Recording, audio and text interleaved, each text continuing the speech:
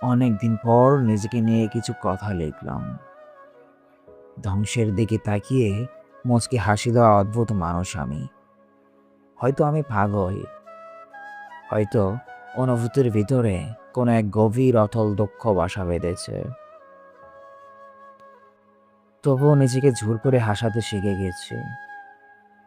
যেদিন ভেতরটা একবারে ভেঙে গিয়েছিল, সেদিনেও ভাইয়ের দিকে এক চিলতে হাসি মুখে নিয়ে সবার সামনে দাঁড়িয়েছিলাম। কষ্টগুলোকে আমি বন্ধু বানিয়েছি, একাকিত্বকে আপন করে নিয়েছি। মানুষ ভাবে আমি হয়তো সুখী, শক্ত, নিলুব্ধ, কিন্তু কিন্তু তারা জানে না প্রতিটা রাত আমার এক একটা লড়াই। নিজেকে নিজেই বুঝিয়ে রাখি তুই ভালো আছিস, অথচ অথচ আমি জানি আমি ভালো নেই, ভেঙে যাচ্ছি প্রতিদিন একটু একটু করে। আর এই ধ্বংস হওয়াটাকেই যেন ভালোবেসে ফেলেছে। আমি সেই মানুষ যে হার না মানার আগেই হাসে, কারণ জানি কান্না দেখিয়ে লাভ নেই।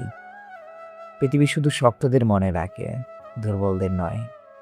তাই আমি অদ্ভুত, আমি অনুভূতির আগুনে পুড়ে যাওয়ার নীরব যোদ্ধা।